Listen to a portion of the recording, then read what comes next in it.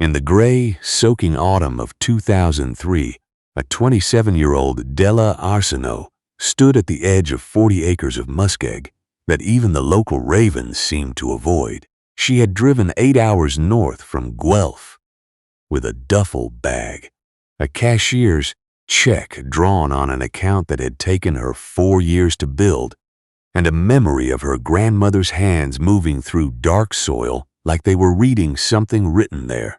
The divorce had been quiet, the way prairie divorces tend to be: paperwork, a handshake, and the polite agreement that the good farm, the one with the black loam and the working drainage tile, would stay with her ex-husband's family.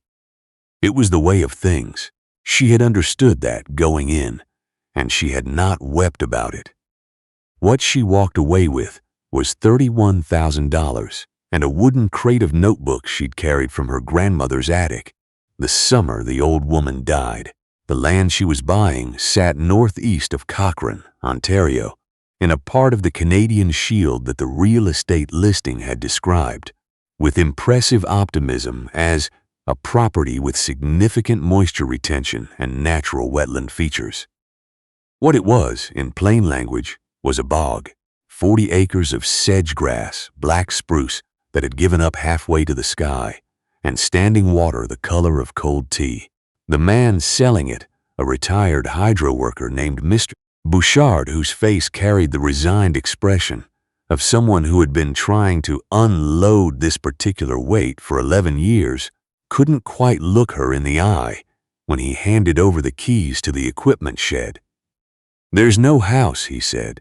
He'd already said this on the phone. He said it again now because he felt it needed saying to her face.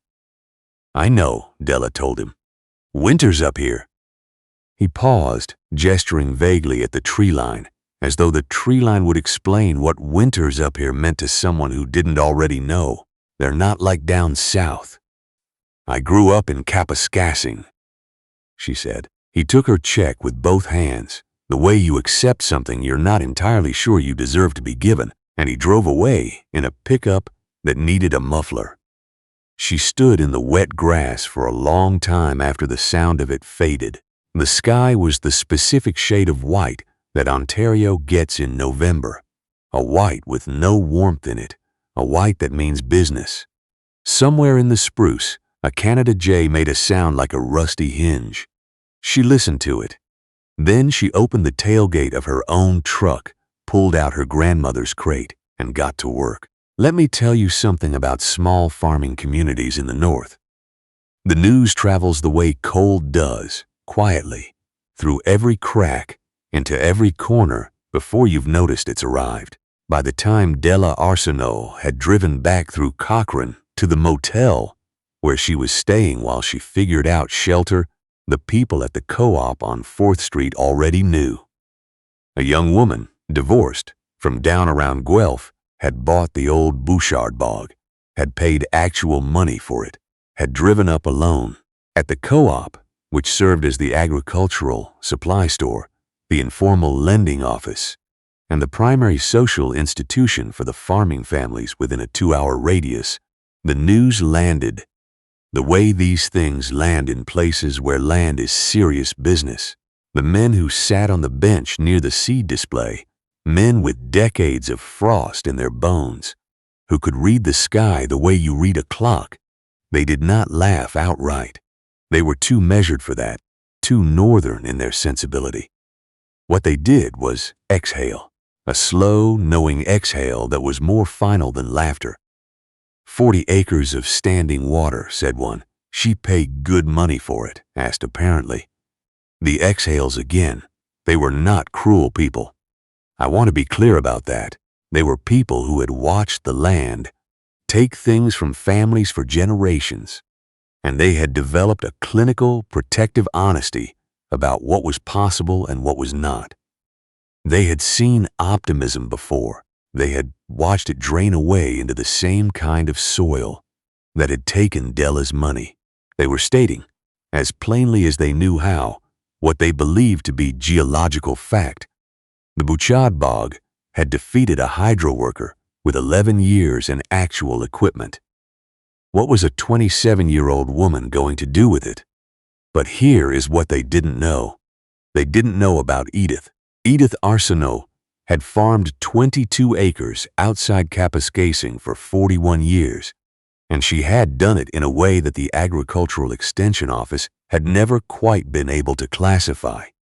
She didn't attend their seminars. She didn't follow the commodity price sheets.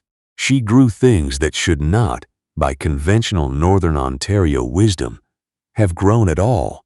Not in the volume she grew them, not with the consistency she maintained, not on soil that had no business being as productive as hers turned out to be. Her neighbors respected her the way you respect someone whose methods you can't replicate. They called her lucky. She called herself a listener. Della had spent every summer of her childhood at Edith's farm. While other children watched television, she was walking rows of heritage vegetables with her grandmother, who narrated constantly in a low, even voice.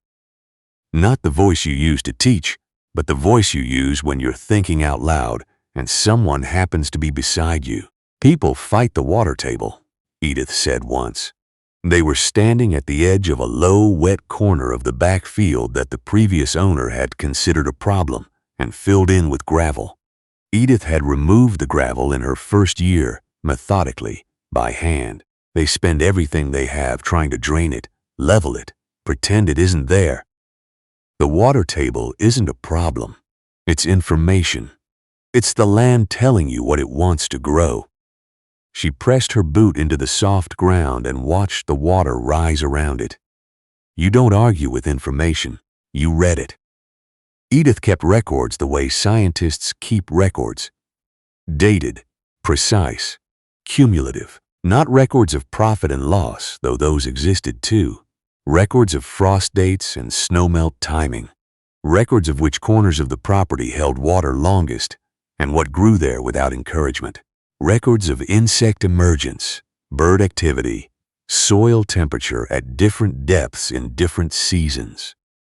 41 years of notebooks, filled in the same careful hand, stacked in a wooden crate in her attic against the day someone in the family would need them. Della had carried that crate out of the attic herself, 2 summers before she bought the bog, when Edith died in July and left the farm to Della's uncle and left the notebooks, specifically, to Della. Her uncle had been briefly puzzled by this bequest. Della had not been puzzled at all. The night after she bought the bog, she sat on the floor of her motel room in Cochrane, with the notebooks spread around her, and read until 2 in the morning. She wasn't looking for instructions. She was looking for confirmation of what she already half knew, but needed to hear in her grandmother's voice. She found it in a notebook from 1987, written during a wet year when the back corner of the farm had flooded through June, and the neighbors had shaken their heads at the waste of it. Everyone is watching the water and seeing a problem, Edith had written. I am watching the water and seeing a larder. Shallow, warm, nutrient-rich standing water in a boreal climate is not a liability. It is a nursery. The question is not how to get rid of it. The question is what you put into it. And there it was. The same question the land had been asking the Bouchard Bog for 40 years, while 11 owners in succession answered it wrong. Now let me explain what Della had seen when she walked that bog the first time, because it was not what Mr. Bouchard had seen, and it was not what the men at the co-op were picturing. What they saw was wasted acreage, unworkable terrain, money gone soft and dark and useless in the ground. What Della saw, guided by 41 years of her grandmother's observations, was a shallow water ecosystem in a climate that produced exactly the conditions such an ecosystem required. Cool summers, abundant precipitation, a water table that would not quit, and a surrounding spruce forest that provided wind protection and a constant supply of organic material. What she saw, specifically, was a sphagnum moss and sedge grass wetland that, with careful management, could produce wild harvest bog cranberries at a scale no one in the region was attempting, not the cultivated varieties that the big commercial operations grew in their engineered paddies in British Columbia and Quebec. The heritage varieties, the small, tart, intensely flavored cranberries that had grown in these latitudes for thousands of years, and that the restaurant market in Toronto and Ottawa had recently, quietly, begun paying serious money for. But it was more than cranberries. Edith's notebooks had a long entry about sphagnum moss itself, its structure, its water retention properties, its pH characteristics, and the market that existed for sustainably harvested horticultural moss in an era when peat extraction was drawing environmental scrutiny. The bog, properly managed, could produce 2 harvests from the same 40 acres, the cranberries in September and October, the sphagnum moss, harvested selectively, never clear-cut, always leaving the regenerative base intact in the drier windows of late spring. 2 harvests, 1 body of water, 1 piece of land that 11 previous owners had considered worthless. Della spent her first winter in a second-hand ice fishing hut she'd bought from a man outside Timmins and towed to the property on a borrowed trailer. She insulated it with rock wool and installed a small wood stove. It was not comfortable. It was survivable, which was what she needed it to be. She spent those months doing the work that didn't require good weather, repairing the existing equipment shed into a processing space, mapping the bog's different zones with stakes and survey tape, reading her grandmother's notebooks until she'd effectively memorized them. She ate a lot of tinned soup. She did not complain about this because there was no one to complain to. She needed a small credit line for the first season's materials, specialized harvesting rakes, food-grade processing containers, a certification audit for the wild harvest designation that would allow her to sell directly to restaurant buyers. This took her to the office of Mr. Hargrove, who managed the agricultural lending portfolio at the Regional Credit Union in Cochrane. He was a man who wore his institutional caution like a second coat, layered on top of every interaction, buffering him from surprises. He had managed this portfolio for 16 years. He had seen a great many ideas arrive in his office that had subsequently failed to survive contact with the Canadian North. He listened to Della's proposal across a desk that was very clean and very organized. He listened with the expression of a man who is being polite while reaching a conclusion he reached before she finished her second sentence. When she was done, he set his pen down with a small, considered click. "Miss Arsenault," he said, and his voice had that particular quality of institutional kindness, the kind that is indistinguishable from condescension until you've experienced both enough times to tell the difference. Bog cranberries are a wild harvest product. They're not a crop. There's no yield control, no varietal consistency, no agronomic management framework that a lending institution can evaluate against. And sphagnum moss. He paused, as if the words themselves required some care. That's not a revenue stream that I can take to our loan committee with any confidence. He folded his hands. What you have is 40 acres of wetland in a climate with 110 frost-free days. No existing infrastructure, no crop history, and no comparable local operations to benchmark against. I can't extend credit on that basis. I'm sorry. He was not wrong exactly.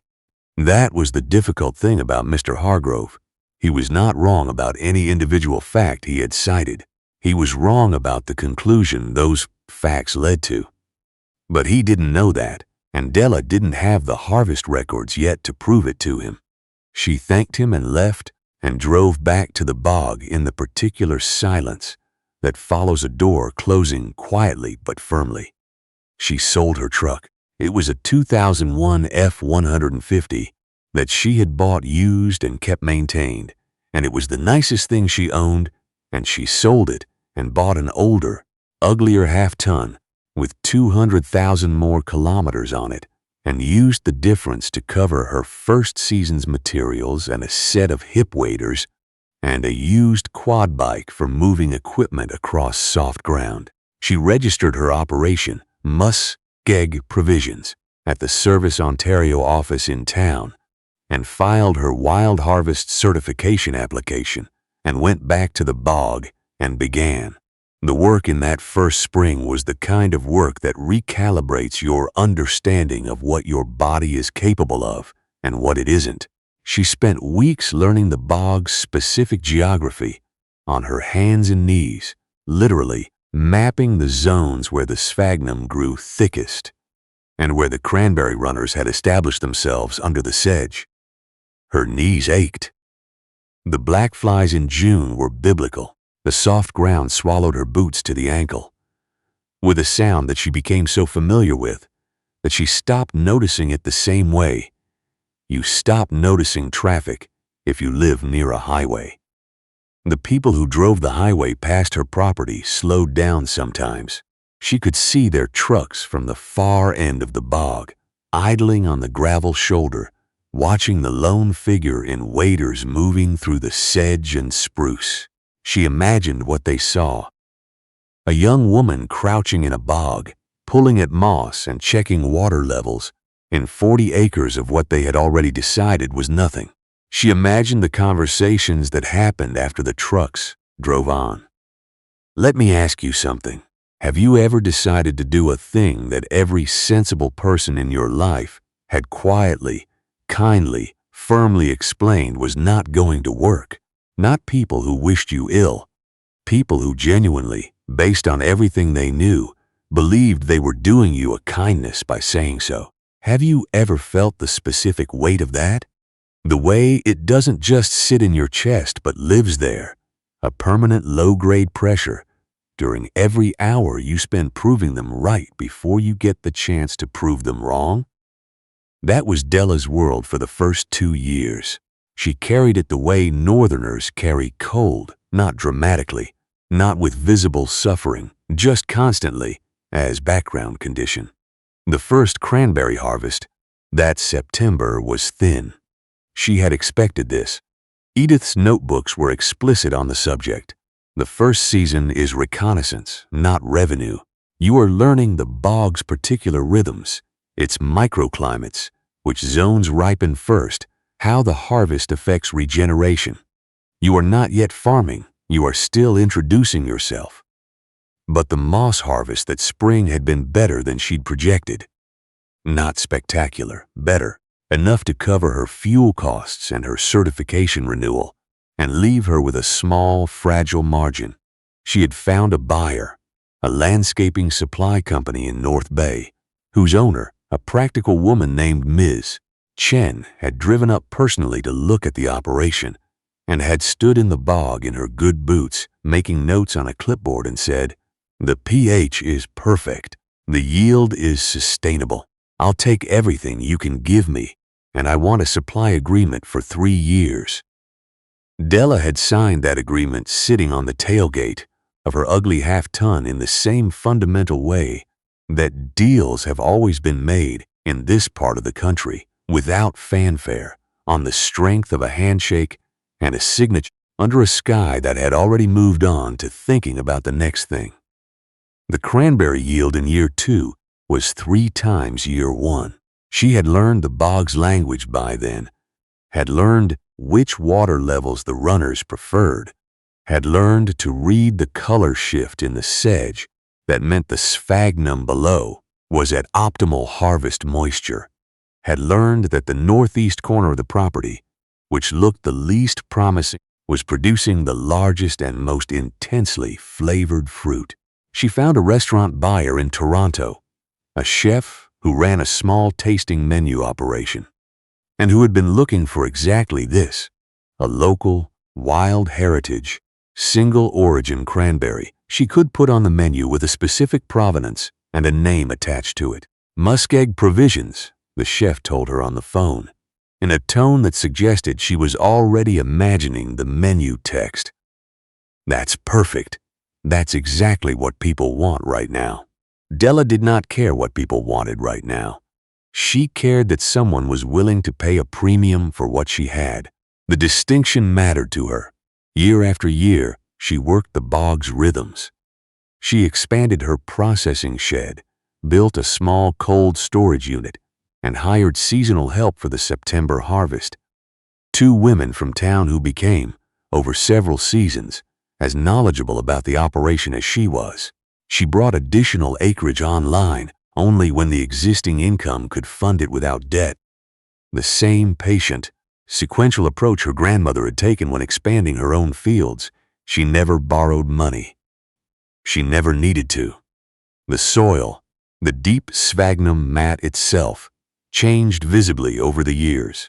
She had documented this carefully, the way Edith had documented everything, in her own notebooks that were now accumulating on the shelf of the equipment shed. The moss grew denser and more uniform where she managed it. The cranberry runners spread further each season, reclaiming ground that had been bare sedge when she arrived. The bog was responding to being tended. It was doing what it had wanted to do for years, she thought, before anyone asked it what that was.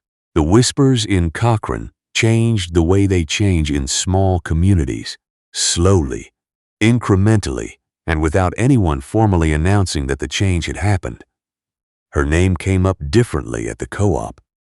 Did you hear about the Arsenault woman, the one with the Bouchard property, selling to some chef in Toronto for, apparently, quite a bit? Numbers that didn't make sense if you were trying to run them against conventional crop economics. But bog cranberries weren't conventional crop economics, which was the point that had been missed from the beginning. Then, in the late fall of 2017, 14 years after she had bought the property, Mr. Hargrove came to see her. She saw his sedan coming down her gravel drive on a cold afternoon when she was in the equipment shed repairing a harvesting rake. And for a moment, she thought something administrative had gone wrong. Some licensing issue, some zoning matter. He got out of the car looking slightly uncomfortable. The way a man looks when he's driving someone else's terrain in the wrong footwear.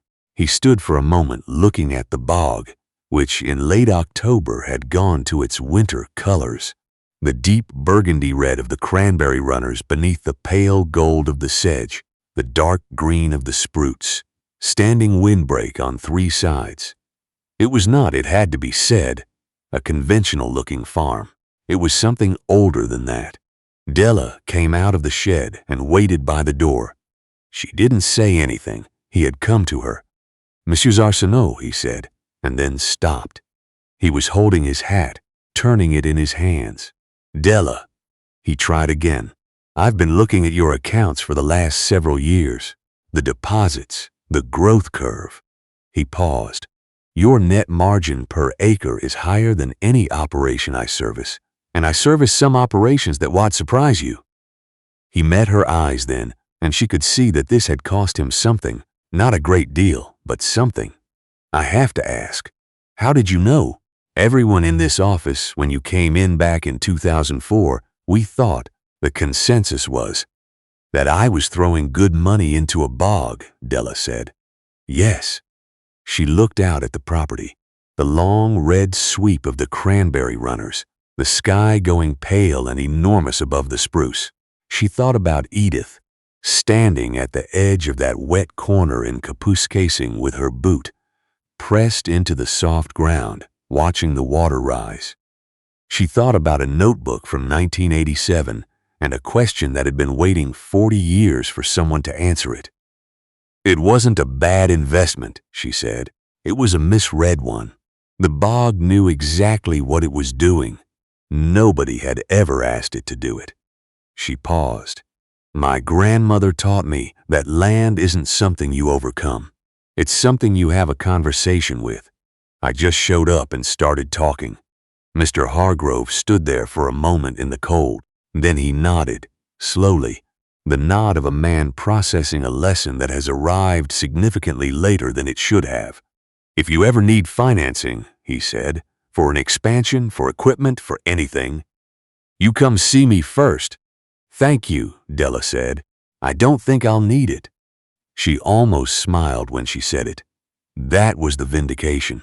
Not a speech, not a ceremony, not a feature in a magazine. Though the magazine piece came later, a 2-page spread in a regional agricultural publication that described muskeg provisions as a model for low-input, high-value northern wetland agriculture, which Edith would have found deeply funny and probably accurate. The vindication was a man in the wrong shoes, standing in a cranberry bog in October, turning his hat in his hands. Della Arsenault never became a large operation. That was not the point, and it had never been the point. She expanded to 80 acres over the following decade, all of it bought with cash, all of it land that other people had classified as marginal or unworkable. She built a proper house, small, well-insulated, with a wood stove and a shelf that now held 30 years of her grandmother's notebooks alongside 12 years of her own. She employed 4 people year-round and 8 during harvest. She paid them well because her overhead was low enough to allow it. The farmers who had exhaled over her purchase at the co-op bench in 2003 began over the years to stop by the property, to ask questions first sideways and then directly about water management, about the wild harvest certification process, about whether the sphagnum moss market was as stable as the numbers suggested. She answered every question as plainly and completely as she could. She wasn't interested in having secrets. Secrets were for people who believed the supply was finite, and what she was teaching was a philosophy, not a recipe. There was enough bog in northern Ontario for everyone willing to learn how to listen to it. Today, if you drive northeast out of Cochrane in September, you'll see things that weren't there 20 years ago. You'll see properties with their wet corners left wet, with the specific red-burgundy color of managed cranberry runners visible from the road. You'll see harvest signs handmade on plywood. You'll see trucks with coolers in the beds and muddied hip waders hung over the tailgate. An idea that arrived as a young woman alone in a field being watched by skeptical trucks on a gravel shoulder has become, quietly, the way all real things become part of the landscape. On a cold, clear evening in October, you might find Della Arsenault at the edge of the northeast corner of her bog, the one that looked least promising and turned out best, the way those things always go, crouching down to check a runner for next year's growth.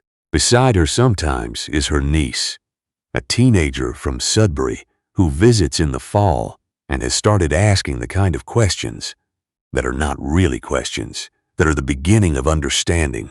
Della shows her how to read the color of the moss, how to feel the water table through the sole of a boot, how to tell whether a plant is establishing or struggling. She is not teaching her farming. She is teaching her a language, the language Edith taught her, pressed into her hands like a worn and trusted tool. The men at the co-op bench saw a divorced woman with $31,000 and 40 acres of standing water. They saw the parts, and they judged the parts, and they were not wrong about the parts. What they missed was the system. What they missed was the conversation. What they missed was the fact that the bog had been ready to answer for years. It had simply been waiting for someone who knew how to ask the question.